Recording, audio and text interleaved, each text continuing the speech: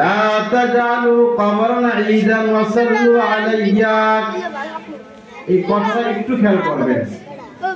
লা তাজালু কবরে ঈদান ওয়া সাল্লু আলাইয়া।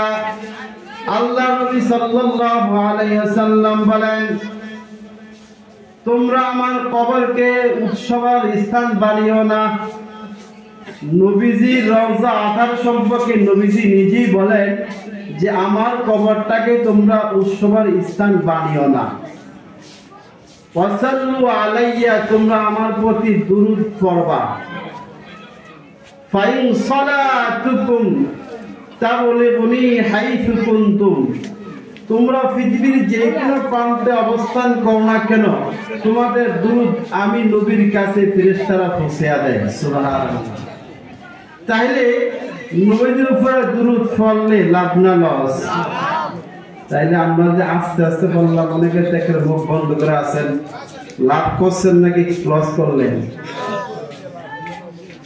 যে ব্যক্তি নবীর উপরে বেশি বেশি দুরূদ পড়ে, আল্লাহ নবী সাল্লাল্লাহু আলাইহি ওয়াসাল্লাম বলেন ওই ব্যক্তি হাসরের ময়দানে আমার কাছেই থাকবে। قال النبي صلى الله عليه وسلم أولا بالناس يوم القيامة اكثر علي الصلاة। আল্লাহ নবী সাল্লাল্লাহু আলাইহি ওয়াসাল্লাম বলেন, যে ব্যক্তি আমার উপরে বেশি বেশি দুরূদ পাঠ করবে, ওই ব্যক্তি কিয়ামতের ময়দানে আমার নিকটেই থাকবে।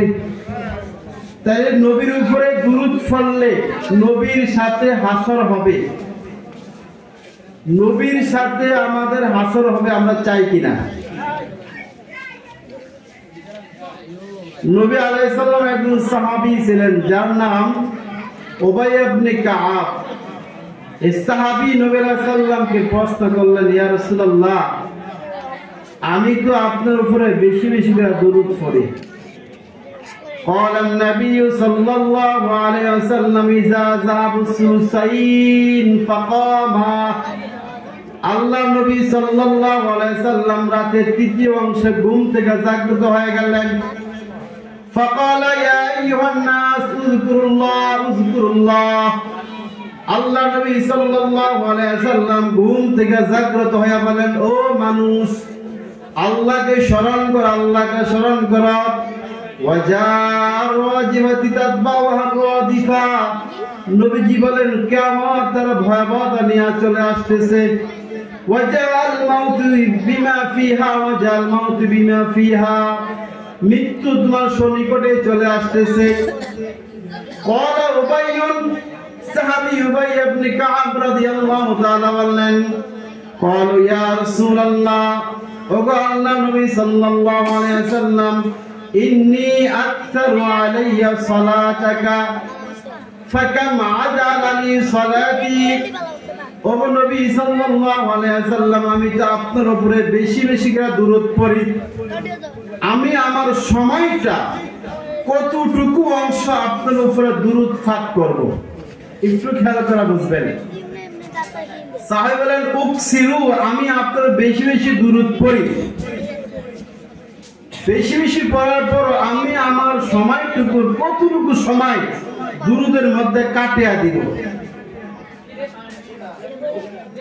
আল্লাহ নবী সাল্লাল্লাহু আলাইহি ওয়াসাল্লাম বলেন, ক্বালু মা শিতা। নবীজি বললেন, তোমার যতক্ষণ ইচ্ছা করো। সাহাবী বললেন, ক্বালু কুনতু রুবু। নবীজি, আমি আমার সময়টুকু 4 ভাগের 1 ভাগ আপনার উপরে দুরূদ পড়ব। নবীজি বলেন, ক্বালু মা শিতা ফাইন জিদতা ফাহুয়া খায়রুল লাক।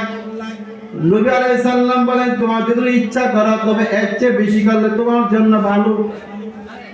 সাহাবীরা ক্বালু কুনতু নিসফু। নবীজি, আমি আমার সময়টা 2 ভাগের 1 ভাগ আপনার উপর দুরূদ পড়ব। নবীজি বলেন, ক্বালু মা শিতা ওয়া ইন জিদতা ফাহুয়া খায়রুল লাক। আল্লাহ নবী সাল্লাল্লাহু আলাইহি ওয়াসাল্লাম বলেন, তোমার যদি ইচ্ছা পাও তবে এর চেয়ে বেশি পড়লে তোমার জন্য মঙ্গল। সাহাবী বলতেছেন, ক্বালু কুনতু সুলুসাইন। ইয়া রাসূলুল্লাহ, আমি আমার সময়ের 3 ভাগের 2 ভাগেই আপনার উপর দুরূদ পড়ব। আল্লাহ নবী সাল্লাল্লাহু আলাইহি ওয়াসাল্লাম বলেন মা ক্বালু মা শিতা জিত্তা ফাওয়া খায়রুল লাক। ও সাহাবী তোমরা যতক্ষণ মনে চায় পড়ো, তো বেশি পড়লে তোমার জন্যই কল্যাণ। এনসারজন ক্বালু কুনতু আজআউ লাকা ফি সালাতি কুল্লাহা।